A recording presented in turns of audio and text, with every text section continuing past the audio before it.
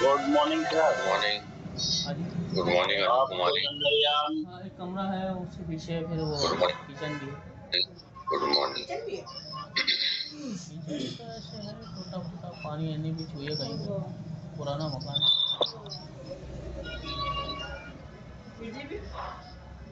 बिजली अपना है। Good morning Anu Kumari, Rajiv Sharma ji, good morning. 3500।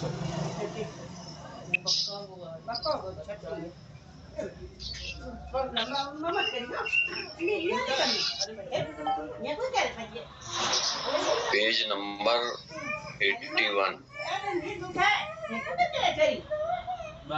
Basic health care and yoga की बुक में निकाल लें। अभी अपन शुरू करते हैं, ज्वाइन हो जाएं सभी लोग। Good morning sir.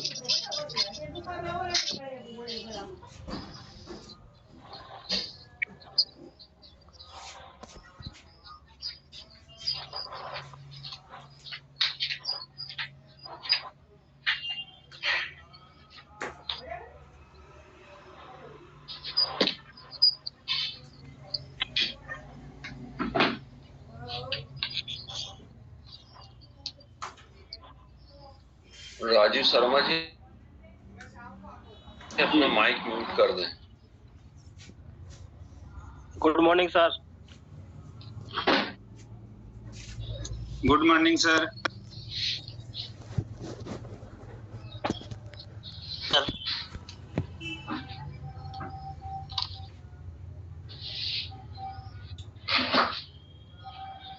Good morning sir.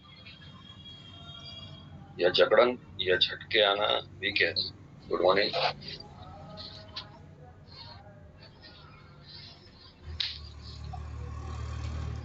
आप पेज नंबर 81 निकाल लीजिए, 81 नंबर का पेज, और उसमें जो है वो आज अपन सीजर गुड मॉर्निंग के सर। बारे में पढ़ेंगे।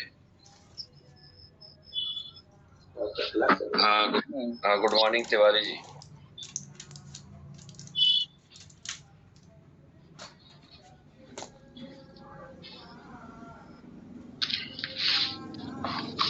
सीजर आना या झटके आना जो है वो किस प्रकार से देखते हैं अपन।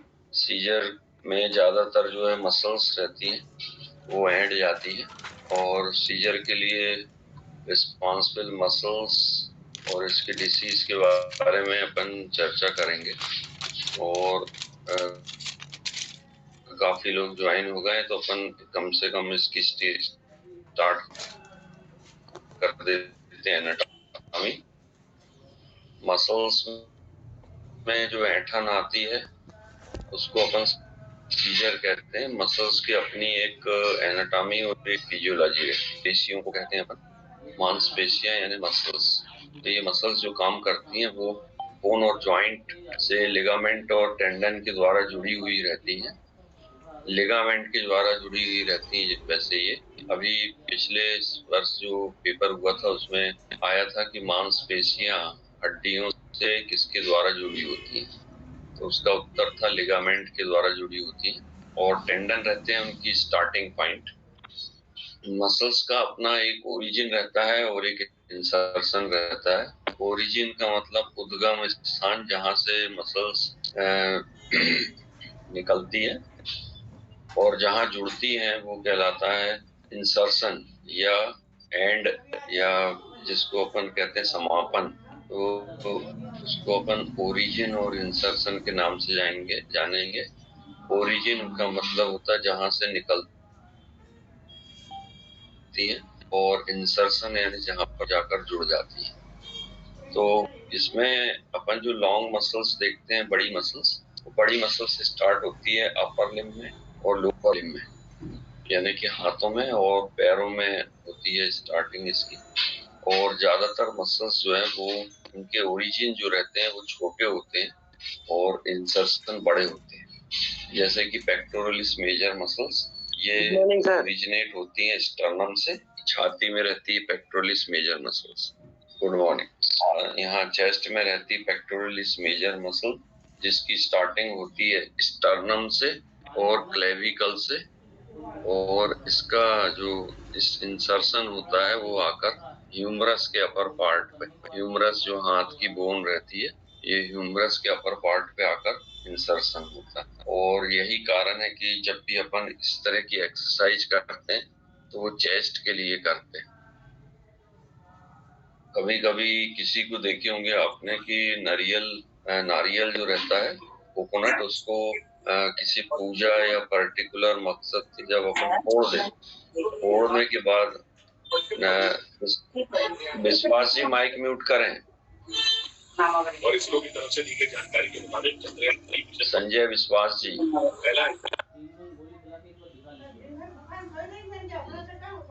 और नारियल फोड़ने के बाद उसके अंदर से जो डोल निकलता है, वो डोल जो है वो खीर में प्रसाद के रूप में दिया जाता है, गोल डोल। और कुछ लोग जो है वो उसको इस तरह से तोड़ने का प्रयास करते हैं, बीच में गोल और इसको ऐसा यूं दबाते हैं। तो ये दबाते हैं तो उससे जो पूरा के पूरा प्रेशर है वो चेस्ट पे आता है। इसलिए बड़े बुजुर्ग बच्चों को कहते हैं कि उससे ना दबा के और डोल को नीचे रख के और उसको हाथ से ठोका जाए, तो वो ज्यादा ठीक रहता है, नहीं तो सीने में दर्द की कंप्लेंट हो जाती है। अभी फिलहाल आपके पास डोल नहीं है, पर फिर भी आप ऐसा करके प्रैक्टिकली कर सकते हैं कि जब भी आप ऐसा दबाते हैं तो आपका पूरा का पूरा जो प्रेशर है वो सीने पे जाता है। तो ये वाली जो मसल्स रहती है, बड़ी मसल्स के अंतर्गत आती है पेक्टोरलिस मेजर, जो सीने में सामने रहती है। फिर दूसरी उसी के नीचे रहती है पेक्टोरलिस माइनर, जो कि ह्यूमरस में ही जाती है, मगर उसका ओरिजिन और इंसर्शन बहुत कम रहता है। तो ये इस तरह से भेला भी कहते हैं उसको, कन्हैया लाल जी। और डोल भी यहाँ मध्य प्रदेश में डोल के नाम से जाना जाता है, खोपरे का डोल या खोपरे का भेला। ठीक है, तो उसको तोड़ने के लिए कभी भी इस तरह का इस्तेमाल ना करें, नहीं तो सीने में दर्द होता है, क्योंकि यहाँ का जो मसल का प्रेशर है वो पूरा के पूरा हाथ के द्वारा होते हुए चेस्ट पे चला जाता है। तो इस तरह से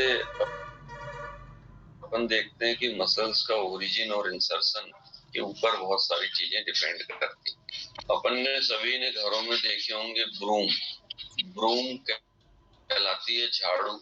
झाड़ू को जहाँ से पकड़ते हैं अपन, वो स्थान छोटा होता है तो वो ओरिजिन कहलाता है, और जहाँ पे झाड़ू खत्म होती है वो स्थान चौड़ा होता है, वो इंसर्शन कहलाता है। तो वो रहती है कि जहाँ से वो निकलती है या ओरिजिन होता है उनका, वो भाग जो है वो छोटा रहता है, और जहां जाकर जुड़ती है वो भाग उसका मोटा रहता है या फैला हुआ रहता है या स्प्रेड टाइप का रहता है, चौड़ाई उसकी ज्यादा रहती है।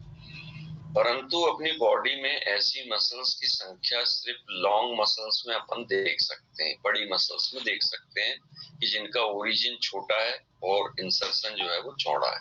परंतु हम यदि कुछ मसल्स देखें जो एक एक दो जिनके ओरिजिन रहते हैं और वहीं से फाइबर्स निकलते हैं, तो उसमें आती है मैसेटर मसल्स।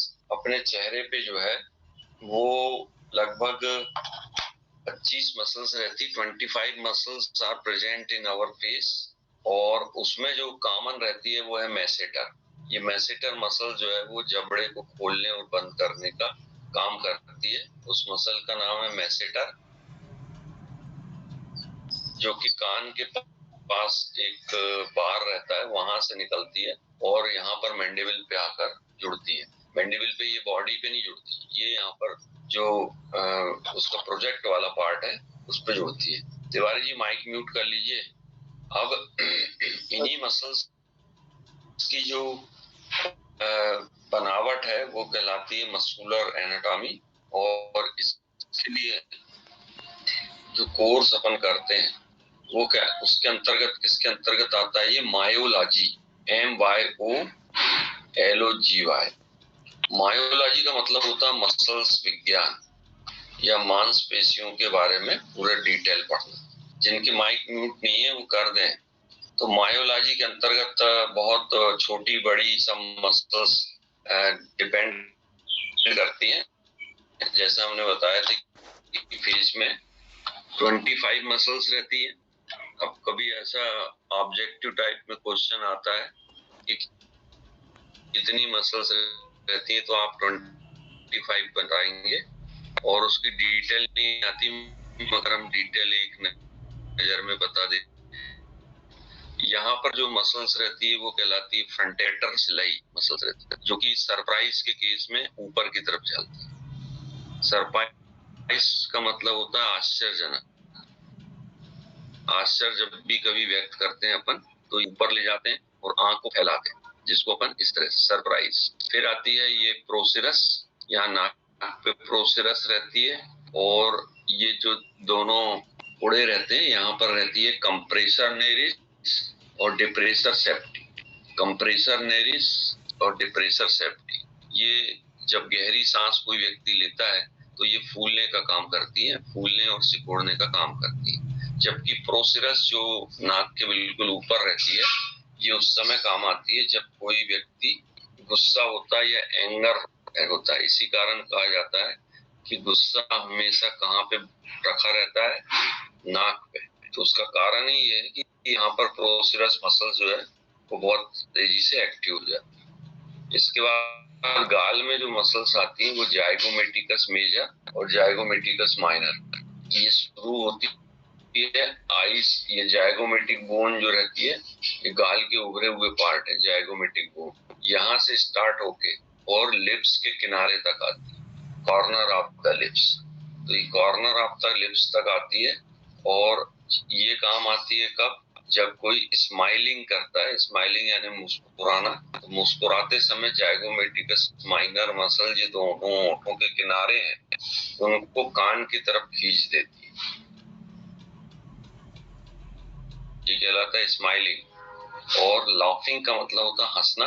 इस समय जाइगोमेटिकस मेजर मसल जो कान होठों के किनारे है, उसको तेजी से खींच देती है। तो इस तरह से स्माइलिंग एंड लाफिंग के समय ये काम आती है।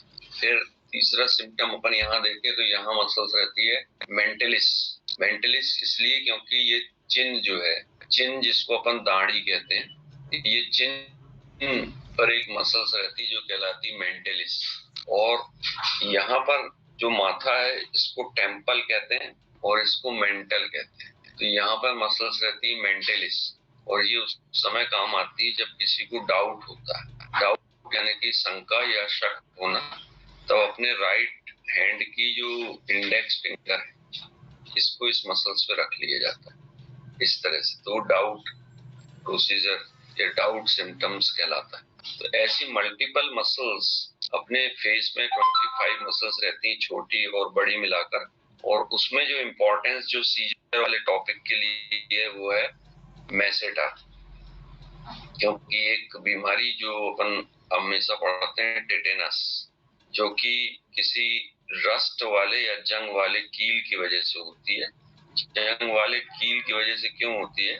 क्योंकि जहां पर भी नमी यानी पानी और हवा का संयोग रहेगा, वहां पर एक कीटाणु पनपता है जिसको अपन कहते हैं माइक्रोबैक्टीरियम टेटेनी। ये माइक्रोबैक्टीरियम टेटेनी जो एओर्बिक होते हैं, एओर्बिक यानी हवा की उपस्थिति में ये पनपते हैं, और हवा उपस्थित रहती है, पानी भी रहता है।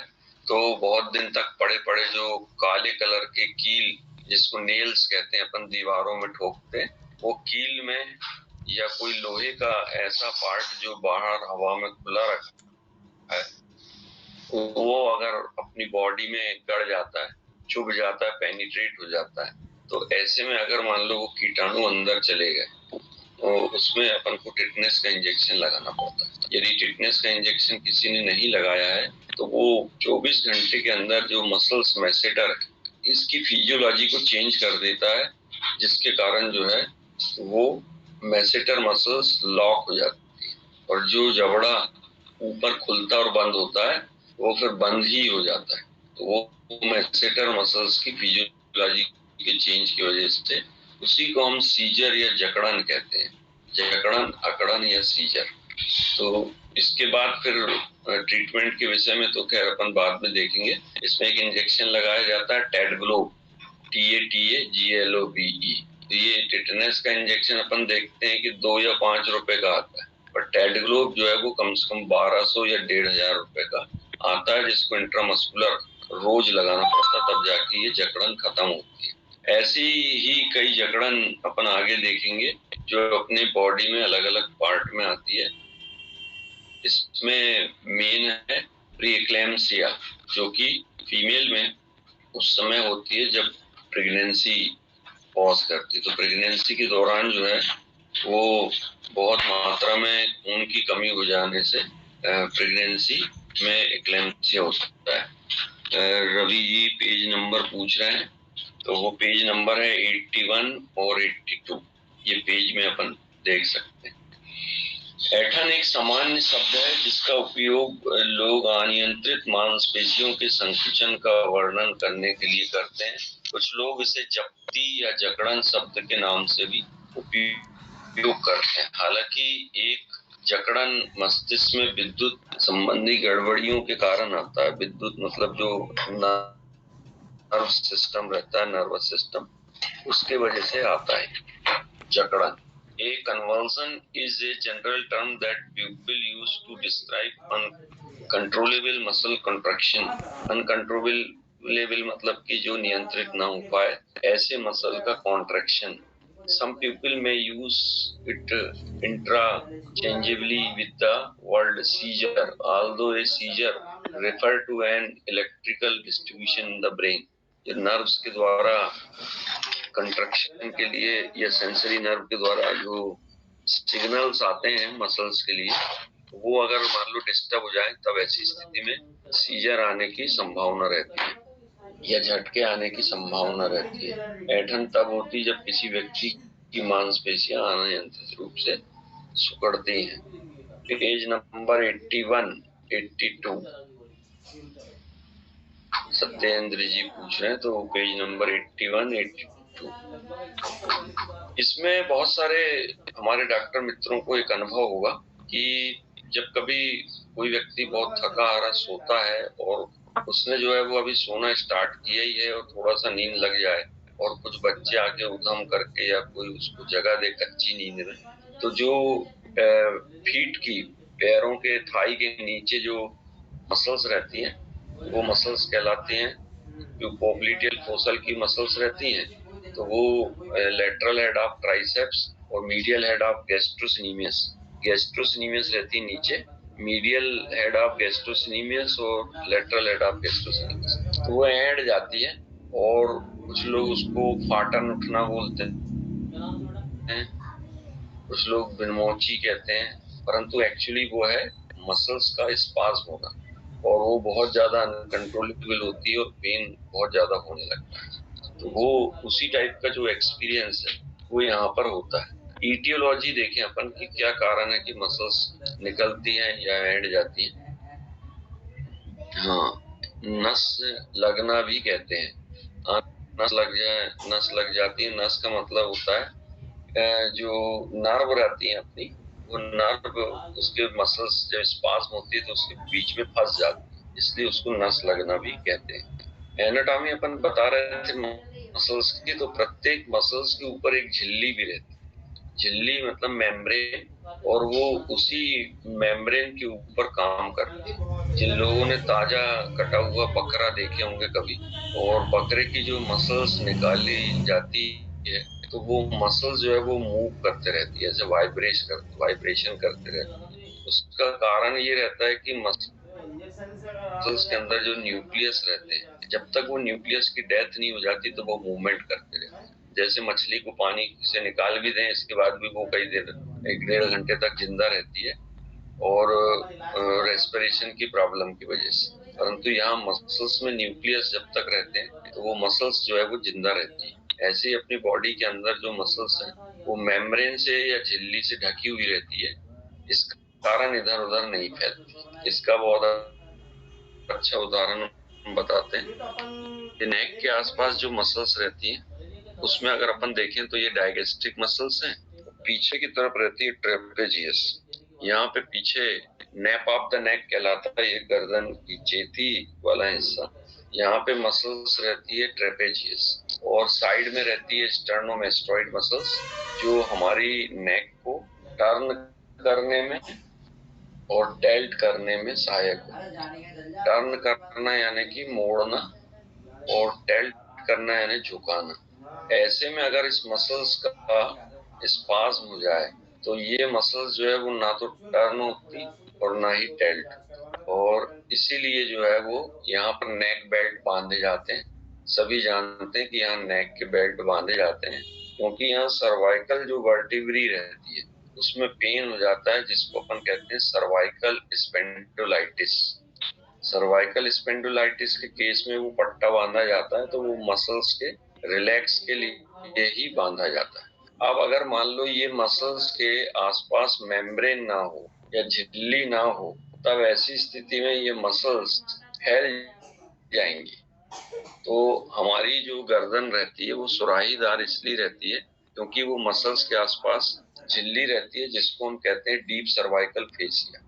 अब अगर मान लो ये मसल्स ना हो तो हमारी गर्दन यहाँ तक कंधे तक आ जाएगी, दोनों तरफ जो है वो कंधे तक आ जाएगी, क्योंकि वो फैलती है और ये 2.5 किलो का जो खोपड़ी है वो उसको फैलाने में सहायक है, तो इसलिए झिल्ली जो है वो बंधी रहती है। अब मसल्स में जो सीजर आते हैं या झटके आते हैं उसका कारण देखते हैं। पहला है मिर्गी के दौरे, ऐंठन मिर्गी का एक सामान्य लक्षण। मिर्गी की बीमारी सभी लोग जानते हैं, उसको अपन कहते हैं इपिलिप्सी। इपिलिप्सी यानी मिर्गी आना।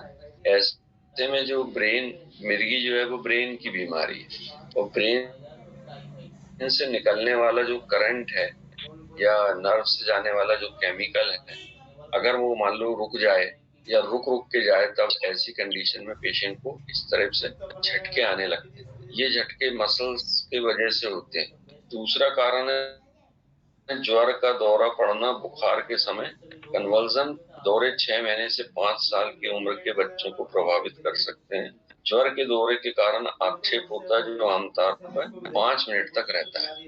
ये तो काफी लोगों ने महसूस किए होंगे कि किसी पेशेंट को लाए और उन्होंने बोले साहब इसको जब बुखार आया था तो पूरी मसल ऐड गई थी, हाथ पैर में बिल्कुल झुनझुनी आ गई थी और बिल्कुल ऐसा लग रहा था जैसे लकवा लग गया है, पैरालिसिस हो गया है। तो ये कारण जो है वो मसल्स फिजियोलॉजी के वजह से होती है, उसमें बेवजह घबराए ना, क्योंकि ये 5 से 10 मिनट के अंदर ये जो मसल स्पाज्म हुई है फीवर की वजह से, स्पाज्म होना है ना, ऐंठन आना, वो अपने आप ठीक हो जाती है। ये वाला एक्सपीरियंस तो बहुत काफी लोगों को होगा क्योंकि ज्यादातर इस तरह की परेशानी आती है। तीसरे नंबर पे आता है गैर मिर्गी के दौरे। भावनात्मक तनाव दौरे का कारण बन सकता है। गैर मिर्गी के दौरे मनोवैज्ञानिक बीमारी है, इसका मतलब कि मानसिक या भावनात्मक तनाव के कारण आता है। कई बार ऐसा होता है कि कोई ऐसा एक्साइटिंग ओकेजन या कोई ऐसा पार्ट आ जाए जिससे कि ब्रेन जो है वो बहुत ज्यादा इन्वॉल्व हो जाए। एग्जाम्पल के तौर पे यदि किसी को पता लग जाए कि उसका रिजल्ट आ गया, अभी उसका रिजल्ट अपन ने बताया नहीं है कि वो फेल है कि पास है, परंतु ये सुनते साथ ही उसको जो है वो मसल्स के झटके आने लगते हैं। तो ये जो है वो भावनात्मक रूप से इन्वॉल्व होने की वजह से। दूसरा, किसी को अगर कोई उसका रिश्तेदार या उसका मित्र जो है वो एक्सपायर हो जाए, खत्म हो जाए, तो उसकी सूचना खासकर जो बड़े उम्र के लोग रहते हैं 50-60 वर्ष के, तो उनको जो है वो नहीं दी जाती, क्योंकि उनको मालूम है कि अगर हमने ये सूचना दे दी है तो इसको झटके आना शुरू हो जाएंगे या बेहोश हो सकता है या शॉक लग सकता है। तो इसी कारण हम क्या करते हैं कि उसको घुमा फिरा के फिर कोई ऐसा व्यक्ति बिल्कुल सावधानी से बताता है जिससे उसकी एक्सीडेंट हो गया बोल देते हैं, या चलने की तैयारी करो वहाँ, कुछ इस टाइप से बोलते हैं ताकि उसको नॉर्मल हो जाए वो। उसके बाद फिर धीरे से बताते हैं कि वो पास हो गया या चला गया है अपने पास से। तो ये कंडीशंस जो है वो भावनात्मक ब्रेन से इन्वॉल्व। चौथे नंबर पे proximal kinaesthetic dyskinesia. Paroxysmal kinetic dyskinesia तब होता है जब कोई व्यक्ति अचानक गति करता है और चौंक जाता है। घर पे देखे होंगे छोटे बच्चे जो है दरवाजे के पीछे छुपे रहते हैं और वो अपने परिवार के लोगों को जो है वो डरा देते हैं। तो वो डराने से जो है वो एकदम से मसल्स स्पाज्म हो जाती है, तो ऐसा ना करें। और कभी अपन बाहर बैठे हैं और कुछ पेपर पढ़ रहे हैं और अचानक किसी ने बड़ा वाला बम का पटाखा फोड़ दिया तो भी व्यक्ति डर जाता है। तो इस तरह की जो कंडीशन है वो भी मस्कुलर स्पाज्म का कारण बनती है। दवा प्रतिक्रिया, कुछ दवाएं ऐंठन के साथ मिर्गी की कुछ मेडिसिन जो है वो इसमें जो एक चौथा पॉइंट था प्रॉक्सिमल काइनेसिक डिस्काइनेजिया, ये इसके विषय में हम बताएं कि जो काइनेटिक दिया है, काइनेटिक का मतलब होता है अणुगति। अणुगति जो ब्लड में या नर्व्स में जाते हैं उसमें उनका जो गति करने का एक पैटर्न है वो कई बार डिस्टर्ब हो जाता है, तो वो कहलाती है ये प्रॉक्सिमल काइनेसिया डिस्काइनेसिया। तो ये काइनेटिक डिस्काइनेसिया, डिस का मतलब होता है पेनफुल, और मसल्स जो है वो ठीक से काम नहीं कर पाती। कई बार पैरालिसिस की स्थिति में देखते हैं अपन कि पेशेंट का जो है वो मुंह टेढ़ा हो जाता है और वो ठीक से बोल नहीं पाता, वो बोलता कुछ और है और अपन समझते कुछ और है। तो ऐसी कंडीशन में भी जो है वो ये मसल्स का जो है वो फिजियोलॉजी या एनाटॉमी डिस्टर्ब होना माना गया है। मेडिसिन के बारे में अपन बता रहे थे कि कुछ मेडिसिन जो है वो ऐंठन करती हैं, या उसमें एक दो मेडिसिन का हमारे को एक्सपीरियंस है। कुछ लोगों को मलेरिया में जो है वो धोखे से अगर मान लो एंटी वोमिटिंग वाली दवाई दी है, कंट्राइंडिकेशन रहते हैं कि मलेरिया की दवाई अगर चल रही है तो उसको फिर मेट्राक्लोप्रोमाइड नहीं देते, वो कंट्राइंडिकेशन रहता है। जो रेगलॉन या वो उसके नाम से यूज होती है तो वो मेट्राक्लोप्रोमाइड उसमें कंटेंट रहता है। तो जब मान लो क्लोरोक्विन फॉस्फेट मलेरिया की दवाई चल रही है तब पेशेंट को मलेरिया में वोमिटिंग के भी सिम्टम आते हैं या वोमिटिंग होती है या नोशिया तो होता ही है, तब उसमें मेट्राक्लोप्रोमाइड का कंट्राइंडिकेशन है, क्योंकि दोनों दवाइयां मिलके और फिर शॉक की कंडीशन या मस्कुलर स्पाज्म की कंडीशन डेवलप करती है। जिन मित्रों को मालूम है बहुत अच्छी बात है, जिनको नहीं मालूम तो वो ध्यान रखें कि मलेरिया की टेबलेट चलाते समय मेट्राक्लोप्रोमाइड ना देके उसकी जगह वो देते हैं एसिलॉग बोलते हैं। टेबलेट पेरिनॉर्म दे सकते हैं, सही है, पेरिनॉर्म दे सकते हैं, उसमें मेट्राक्लोप्रोमाइड नहीं रहता, और एसिलॉग दे सकते हैं। तो ये पेरिनॉर्म मेट्राक्लोप्रोमाइड भी दे सकता हूं, मस्कुलर स्पाज्म होने के चांस। पेरिनॉर्म में अगर मेट्राक्लोप्रोमाइड है तो वो ना दें। मेट्राक्लोप्रोमाइड मलेरिया के साथ कंट्राइंडिकेटेड रहती है। ऐसा जरूरी नहीं है कि सभी पेशेंट, क्या चीज, पोंडास्टॉन, हाँ वो दे सकते हैं, और एसिलॉग दे सकते हैं। एसिलॉग से भी जो है वो कंट्रोल हो जाता है कई बार,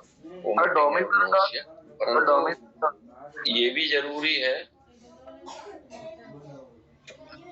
हाँ वो भी डोमपेरिडोन है और भी दवाइयां दे सकते हैं, परंतु ये भी है कि कोई जरूरी नहीं है कि अपन 10 मरीजों को दिए मलेरिया के साथ क्लोप्रोमाइड तो 10 को कोई रिएक्शन या प्रॉब्लम होगी। उसमें एक दो मरीज जो बहुत सेंसिटिव होते हैं उनको प्रॉब्लम होती है, तो कंट्राइंडिकेटेड है, इसलिए अपन सभी मरीजों से बचते हैं कि उनको उसकी जगह कोई दूसरी दवाई दे सकते हैं। नेक्स्ट है माइग्रेन से मिर्गी के दौरे पड़ सकते हैं। माइग्रेन हेडेक के बारे में अपन ने पढ़े थे। माइग्रेन हेडेक जो है वो उसमें क्लोरोक्विन सल्फेट के साथ भी नहीं देते, गुर्जर जी बोल रहे हैं। तो माइग्रेन में जो सीवियर हेडेक रहता है, दौरा उसमें पड़ जाता है। ये इटियोलॉजी या अपन कारण देखें। और इसके अलावा एक और स्पाज्म हम बताना चाहेंगे, जो सोल रहता है अपना तलुआ, पैरों के जो सोल रहते हैं तलुए, उसमें जो मसल्स रहती है वो 4 लेयर में प्रेजेंट रहती है, 4 लेयर में प्रेजेंट रहती है। उसको लेयर 1, लेयर 2, लेयर 3 और लेयर 4 ऑफ द सोल के नाम से जानते हैं। तो सोल में जो लेयर्स रहती हैं उनमें कभी अगर स्पाज्म हो जाए तो पेशेंट का पैर ऐसा मुड़ जाता है, और वो मोड़ के ही आगे जो है वो बढ़ता है, दोनों तरफ की जो लेटरल सरफेस है वो ऐसी मुड़ जाती है। और वो इसी तरह से चलता है। ऐसे पेशेंट को जब कभी स्पाज्म की प्रॉब्लम आ जाए तो वो ऐसा डॉर्सिफ्लेक्शन भी हो जाता है कई बार, तो पेशेंट इस तरह से चलता है। उसको सर्जरी द्वारा ही ठीक किया जाता है।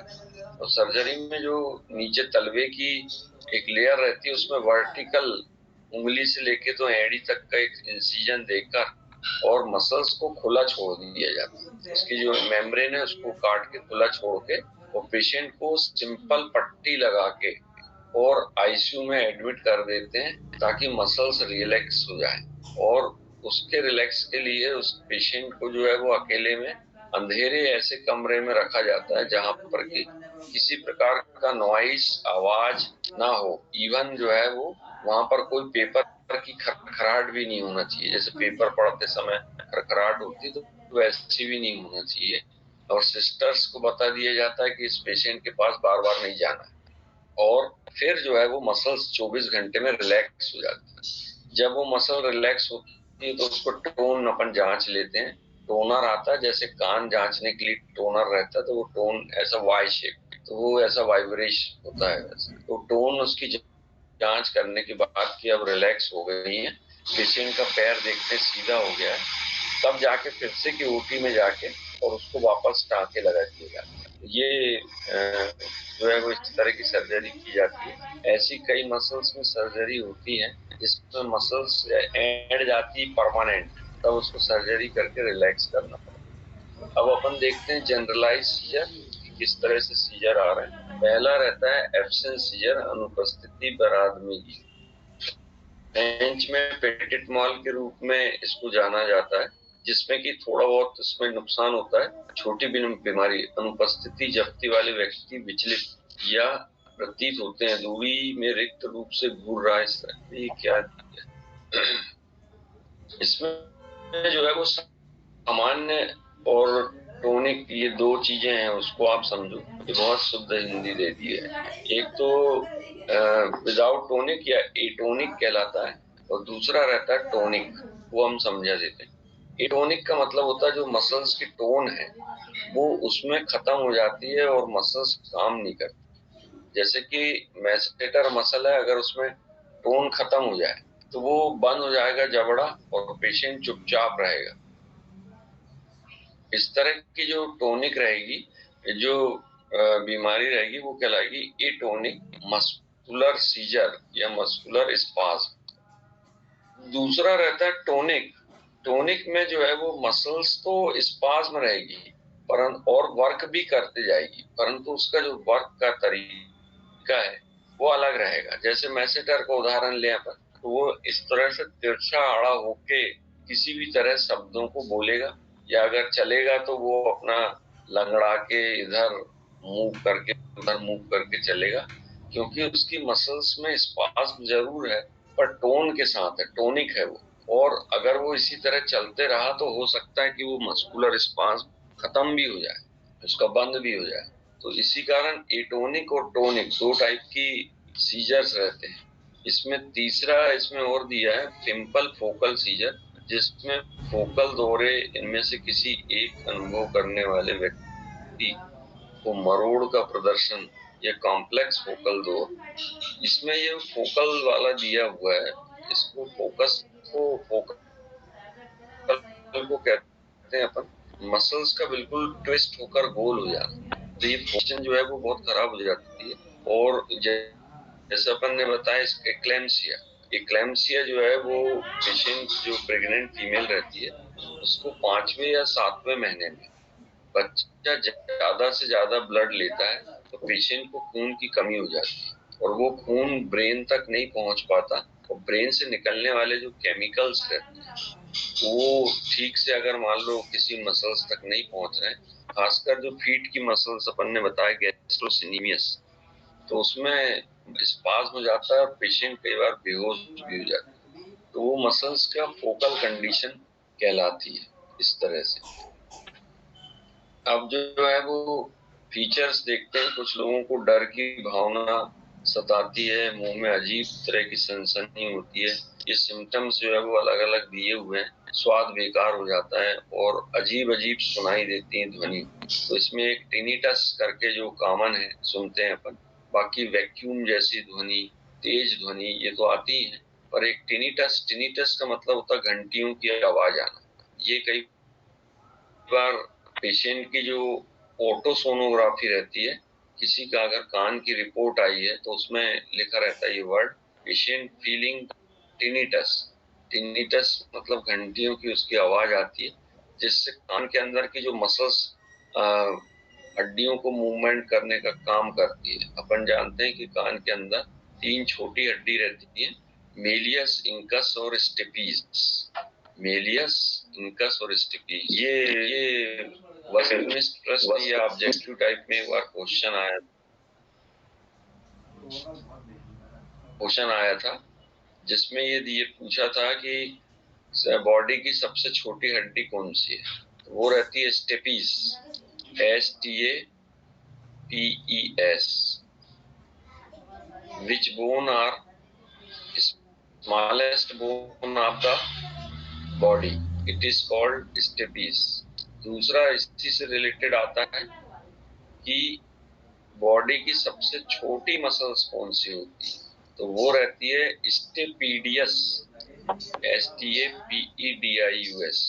ये स्टेपीडियस मसल इसी स्टेपीज के साथ जो दूसरी बोन रहती है इंकस, उससे जुड़ी हुई रहती है, और उसकी लंबाई अगर अपन देखें तो वो केवल चावल, जो बड़ा वाला लाल महल चावल आता है उसके बराबर रहती है उसकी लंबाई।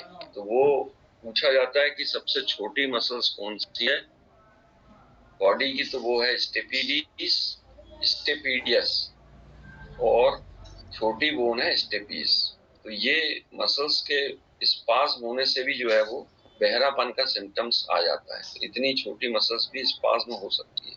दूसरा, पेशेंट को बिगड़ी हुई चेतना का मतलब होता है कॉन्शियसनेस पूरी तरह not concentrate the one object. किसी पर्टिकुलर काम के प्रति जो है वो केंद्रित नहीं हो पाता। जैसे अपन उसको बोलेंगे कि भाई गेहूं पिसा के ले आओ, तो वो काफी देर तक तो गाड़ी निकालता रहेगा, फिर वो गेहूं को देखता रहेगा कि भाई इसको क्या करना है, फिर वहां ले जाएगा तो वो भी परेशान करेगा वहां। तो not concentrate to one object, ऐसी उसकी चेतना हो जाती है। वे दूसरों या उनके पर्यावरण पर प्रतिक्रिया नहीं देते, किसी अंतरिक्ष में खाली घूर रहे होते। ये अलग अलग मेंटल कंडीशन दिए जाते हैं। इसमें ट्रिगर्स के डायरेक्ट आ जाए अपन, ट्रिगर्स तो ये क्या कारण रहते हैं, तो चिंता यानी कि बहुत ज्यादा टेंशन में लेना, आत्म केंद्रित यानी कॉन्सेंट्रेट होना, मस्तिष्क संक्रमण यानी ब्रेन में किसी प्रकार का एब्सिस या और कोई बीमारी। क्या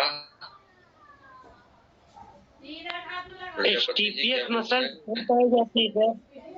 स्टीपियस मसल्स कहाँ पाई जाती है सर? स्टेपीड, हाँ, कान के अंदर मिडिल ईयर कैविटी में जो कान, हाँ, छोटी हड्डियों को मूवमेंट करने का काम करती है। कान के अंदर जो 3 छोटी हड्डी रहती हैं, मेलियस, इंकस और स्टेपीज, वहां पर उन दोनों हड्डियों के बीच में रहती है। हाँ, सर ये टिगर का मतलब क्या है जी? टिगर का ट्रिगर्स में देखें तो ये जो हाँ, ट्रिगर का अर्थ होता है कि कौन सी ऐसी प्रॉब्लम होती है जिसके कारण मसल्स, जैसे ईटियोलॉजी पढ़ते हैं तो ईटियोलॉजी में मतलब होता है कि कारण, तो उसमें सभी कारण देखते हैं, परंतु ये ट्रिगर्स में केवल अपन माइंड से रिलेटेड कारण देखते हैं। माइंड से रिलेटेड कारण कौन कौन से हो सकते हैं, तो ये टेंशन होना, कॉन्सेंट्रेशन होना, मस्तिष्क में संक्रमण होना, डिप्रेशन में जाना, माइंड में जो है वो ऐसा लगता है कि अब मैं ठीक होऊंगा कि नहीं, बीमारी रहूंगा क्या हमेशा, दूसरों के भरोसे रहूंगा, ये इस प्रकार का डिप्रेशन में चला जाता है। अत्यधिक तनाव, सीवियर टेंशन, सिर में किसी प्रकार की चोट लग जाए, मनोवैज्ञानिक संकट या आघात लग जाता है उसको, किसी ने मान लो कोई पैसे लिया उधार माइंड में, स्ट्रोक है या ट्यूमर, अगर ब्रेन में ट्यूमर है और अक्सर दौरे का कारण जो है वो ज्यादातर अज्ञात रहता है, थकान हो जाती है उसको, और जो चमकती रोशनी के प्रति वो बहुत ज्यादा सेंसिटिव होता है, हमेशा अंधेरे कमरे में रहने की कोशिश करता है और उसको कोई लाइट डाल दे, टार्च का प्रकाश या दरवाजा खोल दे, ऐसे में वो बहुत ज्यादा घबरा जाता है। तो ये ट्रिगर्स में जो है वो मेन ब्रेन से रिलेटेड कारण बताए गए। ऐसे पेशेंट की जो डायग्नोसिस करते हैं अपन, तो उसमें मेंटल हिस्ट्री लेते हैं कि कभी कोई पागलपन का दौरा या कोई इसके साथ प्रेमी का छोड़ के तो नहीं भग गई, तलाक तो नहीं हुआ, फेल तो नहीं हो गया था, कर्जे में तो नहीं डूबा, ये इस तरह की हिस्ट्री जो है वो उसकी लेते हैं। ईईजी करते हैं, ईईजी मतलब एनसेफेलो इलेक्ट्रोकार्डियो। ज्यादा नशा के कारण भी हो सकता है क्या सर? नहीं, नफा के कारण आदमी खुश होता है, उससे जो है वो ब्रेन में कोई प्रॉब्लम नहीं आती, उसमें निश्चिंतता रहती, चिंता और निश्चिंतता। सर एक पेशेंट आया था मेरे पास, तो मतलब टेंशन, वो उसने चिंता नहीं रहती है, उसको ज्यादा पैसा, वो सर सूंघने वाला नशा कर रहा था, तो उसने ज्यादा सूंघने वाला नशा कर लिया, तो वो पागल टाइप का हो गया है, चौंक जाता है किसी बात में। हाँ तो ड्रग्स का रहता है ना, ड्रग्स की वजह से तो अपन ने पहले इसमें क्लियर किए ना, मेडिसिन चलना या ड्रग्स करना, ये तो है ही ड्रग्स की वजह से। डायग्नोसिस में ईईजी जो करते हैं, एनसेफेलो इलेक्ट्रोकार्डियोग्राम, इसमें लिखा भी हुआ है उसका फुल फॉर्म। सीटी कर सकते हैं, कंप्यूटराइज्ड टोमोग्राफी या magnetic resonance imaging MRI. Laboratory test में ब्लड और यूरिन का एग्जामिनेशन करके उसमें कोई पैथोलॉजी तो डेवलप नहीं हुई, ये इस तरह की कंडीशन उससे पूछ सकते हैं या देख सकते हैं। इसमें जितनी भी चीजें होंगी, ये एनसेफेलो, ईईजी, सीटी, एमआरआई, ये सब ब्रेन की होंगी। मसल में कहीं पे भी कॉन्ट्रैक्शन आया उससे कोई मतलब नहीं, अपन को ये देखना पड़ता कि ब्रेन से रिलेटेड तो नहीं। मैनेजमेंट के लिए जो है वो ज्यादातर पेशेंट को नीचे ही लिटाते हैं या ऐसे पलंग पे लिटाते हैं जिसकी दूरी जमीन से ज्यादा ना रहे, क्योंकि अगर गिरता है वो वहां से तो ज्यादा उसको चोट ना लगे, और कठोर या नुकीली वस्तुओं को वहां ना रहे। अगर उसने चश्मा पहना तो चश्मा उसको ना पहनने दें, अलग उठा के रखें, और इस तरह का प्रिवेंशन या मैनेजमेंट कर सकते हैं। ट्रीटमेंट के अंतर्गत उसको एंटी इपिलेप्टिक ड्रग्स, सोडियम जो चलती है वेल्पोरेट, या मैनिटॉल करके एक बॉटल आती है मैनिटॉल, तो मैनिटॉल जो है वो ठंडक पहुंचाने के लिए रहती है, और डाइटरी चेंज में high fat low carbohydrate diet देते हैं, उसको जो है वो फेट की मात्रा ज्यादा हो ताकि जो मसल्स है उसको अलग से माइटोकॉन्ड्रिया मिल सके। माइटोकॉन्ड्रिया जो रहते हैं वो नॉनवेज में रहते हैं और वो एनर्जी का सोर्स रहते हैं, तो वो मसल्स में एनर्जी मिल सके इसलिए उसको नॉनवेज की मात्रा दे सकते हैं, परंतु कार्बोहाइड्रेट कम देते हैं। कार्बोहाइड्रेट जो चावल, आलू और दूसरी चीजों में रहते हैं वो उसकी मात्रा कम देते हैं, क्योंकि यूरिनेशन उससे बढ़ता है।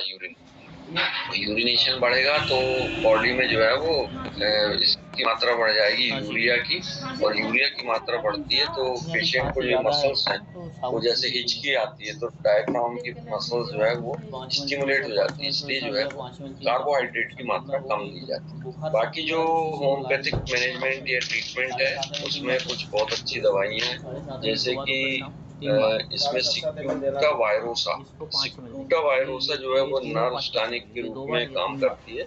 मिर्गी की दवाइयों में सबसे अच्छी दवाई रहती है, जिसमें पेशेंट के जो चेहरा है या उसकी बॉडी का स्ट्रक्चर अगर मान लो थोड़ा बहुत चेंज हो गया है स्पाज्म के कारण, तो उसमें सिक्यूटा वायरोसा नाम की दवाई 30 और 200 पोटेंसी में देने से ठीक हो जाता है।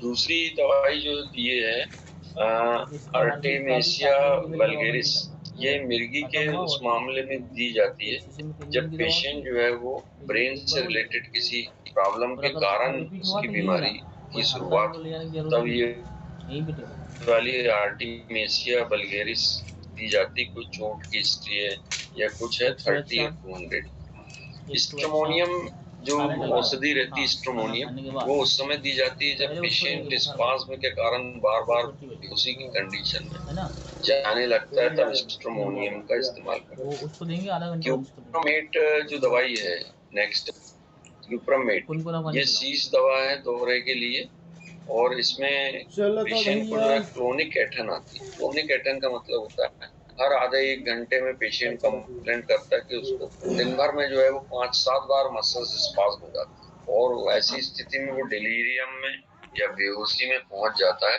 अब ये स्ट्रोमोनियम से लाभ मिलता है, सॉरी क्यूप्रामेट से लाभ मिलता है। क्यूप्रामेट जो है वो कॉपर मेटालिकम से बनने वाली दवाई है। ये उस समय भी दी जाती है जब पेशेंट छाती में जकड़न की कंप्लेंट करता है कि उसको बहुत जकड़ गई है। मतलब यहाँ की 2 मसल्स जो रहती है, पेक्टोरलिस मेजर और पेक्टोरलिस माइनर, उसमें जो है वो दवाइयाँ दी जाती है, उसमें एठन हो जाती है, तब ये 30 और 200 में दवाई दी जाती है। ब्यूफोराना करके जो दवाई है, ये ब्यूफोराना जो मेडिसिन है, ये बनती है टोड मेंढक से, और ये टोड मेंढक जो रहता है, जैसे मेंढक बार बार कूदता है, उछलता है, उचक उचक के चलता है, ऐसे ये पेशेंट भी जो ब्यूफोराना जिसको अपन दे रहे हैं, ऐसे में पेशेंट जो है वो एक जगह शांत नहीं बैठता, और कभी इधर कभी उधर, कभी ये मसल्स स्पाज्म हो गई, कभी बाइसेप्स स्पाज्म हो गई, कभी पैर की गैस्ट्रोसिनेमिया, कभी सार्टोरियस मसल स्पाज्म हो जाती है, तो वो उनमें दी जाती है। महिलाओं में क्यूपरमेट का उपयोग गर्भावस्था के दौरान, प्रसव के बाद, मासिक धर्म के आसपास अगर कुछ हो तो क्यूपरमेट देते हैं, जबकि ब्यूफोराना जननांग क्षेत्र में अगर मान लो इस तरह की कंडीशन आती है और महिलाओं को अच्छा काम करते करते मासिक धर्म के भी दौरे पड़ते हैं। मासिक धर्म के दौरे का पड़ने का मतलब है कि जैसे मान लो किसी फीमेल को 1 से 3 तारीख तक जो है वो मेंसेस हुई, और उसके बाद अगली मेंसेस उसकी जो है वो 28-29 तारीख तक आएगी। 28 डे का रहता है पीरियड, तो वो बीच में एक मेंसेस और आ जाए 15-16 तारीख तक। तो इस तरह का जो प्रॉब्लम रहती है मासिक धर्म, और मासिक धर्म के दौरान भी उसको दौरे पड़ते हैं, और बीच में जो आना मेंसेस कहलाती क्रिप्टोमिनोरिया, और दोनों ही कंडीशन में उसको चाहे वो मेंसेस आते समय दौरे पड़े या बीच में दौरे पड़े, बीच में मेंसेस आए, ये सभी चीजों में ब्यूफोराना दवाई का इस्तेमाल किया जाता 30 और 200 पोटेंसी। तो ये इस तरह से जो है वो सीजर या झटके आना एक प्रकार की कंप्लेंट है, जो पेशेंट को मानसिक स्थिति के अनुसार दिया जाता है दवाइयाँ। ये अब इससे रिलेटेड कोई क्वेश्चन हो तो पूछ लें। सर, मिर्गी और सीजारी एक ही बीमारी है? हाँ, मिर्गी जो है वो बीमारी का नाम है, और सीजर का मतलब होता है कि झटके आना। इसमें जो मिर्गी बीमारी है, और एक और रहती है मेंटल डिसीज, जिसमें एक उस बीमारी का नाम याद नहीं आ रहा वहाँ को, मिर्गी और हिस्टीरिया। हिस्टीरिया जो बीमारी है वो भी मेंटल डिसीज है, पर हिस्टेरिक पेशेंट को पहचान पाना बड़ा मुश्किल रहता है, क्योंकि हिस्टेरिक पेशेंट जो है वो ऐसा रहता है। हाँ, साइजोफ्रेनिया जो है वो साइजोफ्रेनिया या हिस्टीरिया में क्या होता है कि पेशेंट आपको नॉर्मल दिखाई देता है, परंतु अचानक जो है वो उसका मूड चेंज हो जाता है। साइजोफ्रेनिया में जैसे अपन मान लो कोई पेशेंट है या इस तरह का कोई व्यक्ति है, उसको अपन बोलेंगे कि एक काम करना, आज जो हम जा रहे हैं ऑफिस, तुम फ्रीज साफ करके रखना, पूरी जितनी भी सब चीजें उनको निकालना, उसकी सफाई करना, तो वो जो शुरू करेगा वो काम, तो जब अपन ऑफिस से 5 बजे लौट भी जाएंगे तब भी वो वही काम करता हुआ मिलेगा। ये हिस्टेरिक पेशेंट के सिम्टम्स रहते हैं। अगर मान लो कपड़े धोने को बोले तो तब तक धोएगा वो जब तक फट ना जाए कपड़े। तो वो इस तरह का व्यवहार जो है वो उसका रहता है, और किसी को भी कुछ भी बोल देना, ये उसी टाइप का सिम्टम्स रहता है। जिस प्रकार के हाइपोथायराइडिज्म में एक बीमारी पढ़ते अपन ने, क्रिटिनिज्म जो है वो जड़ मानवता नामक बीमारी कहलाती है, जो हार्मोन्स की कमी से होती है। उसका बच्चा जो रहता है वो भी स्टूपिड टाइप का रहता है, मतलब कभी वो समय नहीं देखता, कुछ भी नहीं देखता और कुछ भी बोल देता है, तो वो स्टूपिड। हम जब हॉस्पिटल में थे, सर्विस करते थे, वो आईसीयू में एक इस प्रकार का बच्चा वहाँ एडमिट हुआ था, जड़ मानवता वाला, क्रिटिनिज्म का, और उसने जो है वो सिस्टर को आवाज दिया कि सिस्टर वो कुपिया लाओ। कुपिया मतलब कि जो बेड पान रहता है जिसमें पेशेंट बिस्तर में ही पेशाब करता है, तो वो पॉट कहलाता है, यूरिन पॉट। तो उसने बोली कि क्या करना है, तो बोले मैं यूरिन करूंगा और तुम पी लेना। तो इस तरह के जो स्टूपिड वाक्य हैं, ये जड़ मानवता बीमारी वाला जैसे बोलता है, उसी प्रकार ये हिस्टेरिक पेशेंट भी जो है वो कभी भी झगड़ा करने लगेगा। 2 बजे रात तक बर्तन धोता रहता है, वो मांजता रहता है। अगर किसी फीमेल में है तो 11-12 बजे सबने खाना पीना खत्म किए और उसके बाद जो है वो हाँ, हिस्टीरिया फीमेल में ज्यादा होता है। सही बोल रहे हैं रीना कि हिस्टीरिया ज्यादातर फीमेल में होता है, क्योंकि उनके साथ मेंसेस हिस्ट्री भी जुड़ी रहती, फैमिली भी जुड़ी रहती है, और फीमेल के साथ इस कारण भी ज्यादा होता है कि जब शादी होती है तब वो मायके के जितने लोग हैं उनको छोड़ के जो है वो नए घर में जाती है, जहां पर सभी नए व्यक्ति उसको मिलते हैं, तो वो थोड़ा सा मेंटली जो है वो अपसेट रहती है और उसको पूरा मैनेज नहीं कर पाती, किसका व्यवहार कैसा है ये वो। तो इस कारण जो है वो हिस्टीरिया पेशेंट फीमेल में ज्यादा मिलते हैं। ठीक है, अब जो सोडियम वो पढ़ेंगे टेम्परेचर या फीवर। सर, सोडियम वाल्पोरेट की यूज जब दौरा पड़ते तब करना है क्या, ऐसा कंटिन्यू 1-2 महीने तक करना चाहिए? नहीं, दौरा पड़ते समय, दौरा पड़े तभी उसको देते हैं, बिना इसके नहीं देते। थैंक यू साहब। Thank you sir. सर क्या वो सर टैबलेट रहते क्या सर पाउडर रहते? सोडियम वाल्पोरेट टैबलेट क्या है सर? एक क्वेश्चन है चैट बॉक्स में, टैबलेट भी सिरप भी दोनों आता है। Okay okay, thank you. दोनों फॉर्म में आते हैं, पाउडर भी आता है, टैबलेट भी आती है। सर नेफ्रोलिथेसिस क्या होता है, इसके बारे में थोड़ा बताएंगे? अलग से क्वेश्चन है। तो एक काम करें, अलग से क्वेश्चन करें तो व्हाट्सएप कर दें हमारे को, तो हम उसमें देख के बता देंगे, ठीक है ना? एक्चुअली सर नंबर का जो है